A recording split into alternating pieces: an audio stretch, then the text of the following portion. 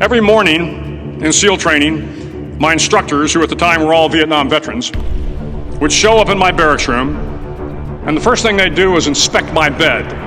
If you did it right, the corners would be square, the covers would be pulled tight, the pillow centered just under the headboard, and the extra blanket folded neatly at the foot of the rack. It was a simple task, mundane at best, but every morning we were required to make our bed to perfection. It seemed a little ridiculous at the time, particularly in light of the fact that we were aspiring to be real warriors, tough, battle-hardened SEALs. But the wisdom of this simple act has been proven to me many times over.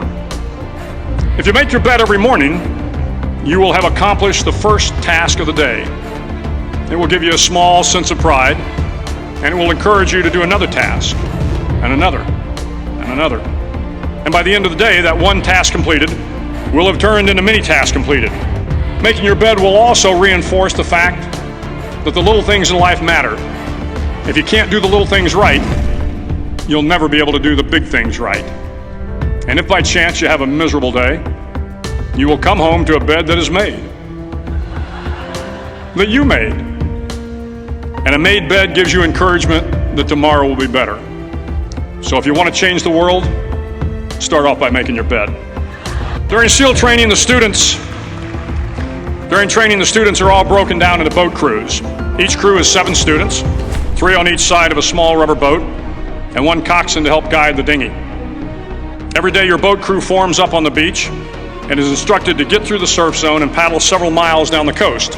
In the winter, the surf off San Diego can get to be 8 to 10 feet high, and it is exceedingly difficult to paddle through the plunging surf unless everyone digs in. Every paddle must be synchronized to the stroke count of the coxswain. Everyone must exert equal effort, or the boat will turn against the wave and be unceremoniously dumped back on the beach. For the boat to make it to its destination, everyone must paddle. You can't change the world alone. You will need some help.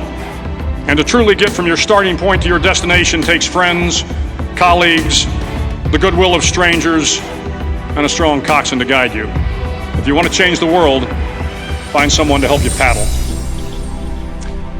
Nothing mattered but your will to succeed, not your color, not your ethnic background, not your education, not your social status. If you want to change the world, measure a person by the size of their heart, not by the size of their flippers.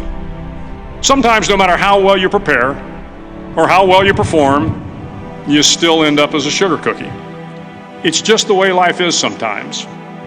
If you want to change the world, get over being a sugar cookie and keep moving forward. The pain of the circuses built inner strength and physical resiliency. Life is filled with circuses. You will fail. You will likely fail often. It will be painful. It will be discouraging. At times, it will test you to your very core. If you want to change the world, don't be afraid of the circuses. If you want to change the world, sometimes you have to slide down the obstacles head first. There are a lot of sharks in the world. If you hope to complete the swim, you will have to deal with them. So if you want to change the world, don't back down from the sharks. Every SEAL knows that under the keel, at that darkest moment of the mission, is a time when you need to be calm, when you must be calm, when you must be composed, when all your tactical skills, your physical power, and your inner strength must be brought to bear. If you want to change the world, you must be your very best in the darkest moments. If I have learned anything in my time traveling the world, it is the power of hope. The power of one person, a Washington, a Lincoln, King, Mandela, and even a young girl from Pakistan, Malala. One person can change the world by giving people hope.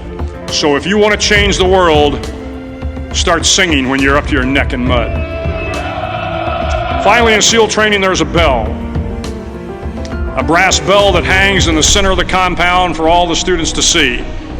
All you have to do to quit is ring the bell. Ring the bell, and you no longer have to wake up at 5 o'clock. Ring the bell, and you no longer have to be in the freezing cold swims Ring the bell, and you no longer have to do the runs, the obstacle course, the PT, and you no longer have to endure the hardships of training. All you have to do is ring the bell to get out. If you want to change the world, don't ever, ever ring the bell. To the class of 2014, you are moments away from graduating, moments away from beginning your journey through life, moments away from starting to change the world for the better.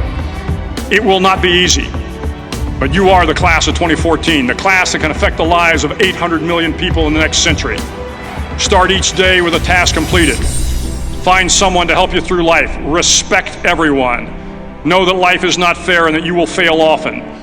But if you take some risks, step up when the times are the toughest, face down the bullies, lift up the downtrodden, and never, ever give up.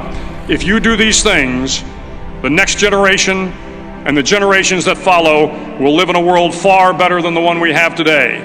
And what started here will indeed have changed the world for the better.